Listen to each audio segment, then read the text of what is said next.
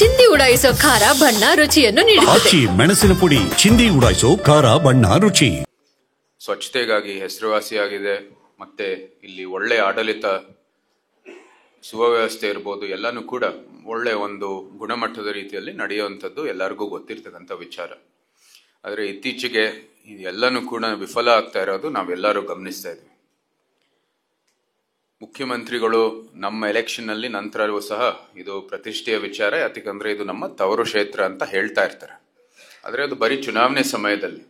ನಿಜಕ್ಕೂ ಅವರು ಅಧಿಕಾರ ಇರೋರು ಅವ್ರ ಕೈಯಲ್ಲಿ, ಆ ಸಮಯದಲ್ಲಿ ಅವ್ರು ಏನ್ ಮಾಡ್ತಾ ಇದ್ದಾರೆ ಅಂತ ಜನರು ಗಮನಿಸಬೇಕಾಗಿರ್ತಕ್ಕಂಥದ್ದು ಅತಿ ಅವಶ್ಯ. ಹಿಂದೆ ಈ ವರ್ಷನೇ ನೀವು ನೋಡಿದಿರ, ಉದಯಗಿರಿ ಠಾಣೆ ಮೇಲೆ ಹಲ್ಲೆ ನಡೆದಿರೋದು. ಅಲ್ಲಿ ಪೊಲೀಸರಿಗೆ ಶಕ್ತಿ ತುಂಬಿಸೋದು ಬಿಟ್ಟು ಆ ಮಾಬ್ ಮೇಲೆ ಯಾರು ಬಂದು ಠಾಣೆ ಮೇಲೆ ಹಲ್ಲೆ ಮಾಡಿದ್ರು ಅವ್ರಿಗೇನೆ ಅವ್ರ ಬೆಂಬಲಕ್ಕಾಗಿ ಅವ್ರು ನಿಂತಿದ್ರು. ನಂತರ 390 ಕೋಟಿ ಒಂದು ಡ್ರಗ್ಸ್ ಏನು ಉತ್ಪಾದಿಸುವಂಥದ್ದು ಏನು ಕೇಂದ್ರ ಇತ್ತು ಮೈಸೂರಿನಲ್ಲಿ, ಮಹಾರಾಷ್ಟ್ರ ಪೊಲೀಸ್ನವ್ರು ಬಂದು ಇದನ್ನ ಪತ್ತೆ ಮಾಡಿರೋದು.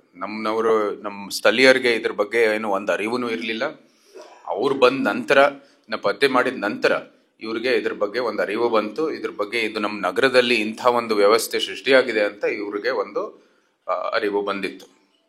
ಜೊತೆಗೆ ಈ ಒಂದು ದಸರಾ ಸಮಯದಲ್ಲೇ, ದಸರಾ ಹಿನ್ನೆಲೆಯಲ್ಲೂ ಕೂಡ ಕ್ಯಾತ್ಮಾರಹಳ್ಳಿಯಲ್ಲಿ ಒಂದು ಮರ್ಡರ್ ಆಗಿತ್ತು.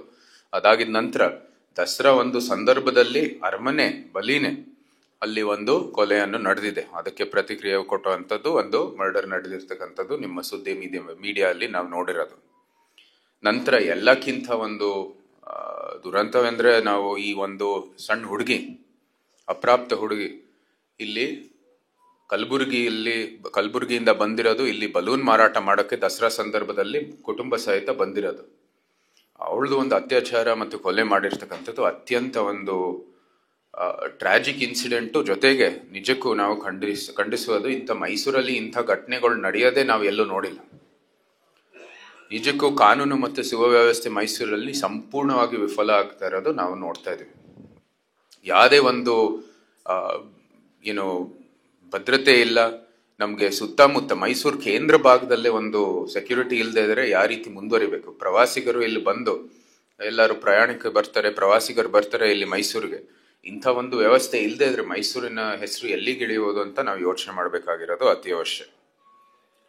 ಯಾವುದೇ ರೀತಿ ಕಿಡಿಗೇಡಿಗಳಿಗೆ ಬಂದು ಕಾನೂನು ಅದರ ಭಯ ಇಲ್ಲ, ಪೊಲೀಸ್ಗರಿಗೆ ಒಂದು ಭಯ ಇಲ್ಲದೆ ಇರ್ತಕ್ಕಂಥ ಒಂದು ವ್ಯವಸ್ಥೆ ಸೃಷ್ಟಿ ಆಗ್ತಾ ಇದೆ. ಮೈಸೂರು ಮುಖ್ಯಮಂತ್ರಿಗಳು ತವರು ಕ್ಷೇತ್ರ ಅಂತ ಚುನಾವಣೆಯಲ್ಲಿ ಬರೀ ಹೇಳೋದು. ಜೊತೆಗೆ ನಮ್ಮ ದಸರಾ ಇದು ಅತ್ಯಂತ ಒಂದು ಅವ್ಯವಸ್ಥೆ ಅಂತ ಹೇಳ್ಬೋದು ಅಂತ ತಪ್ಪಾಗಲ್ಲ.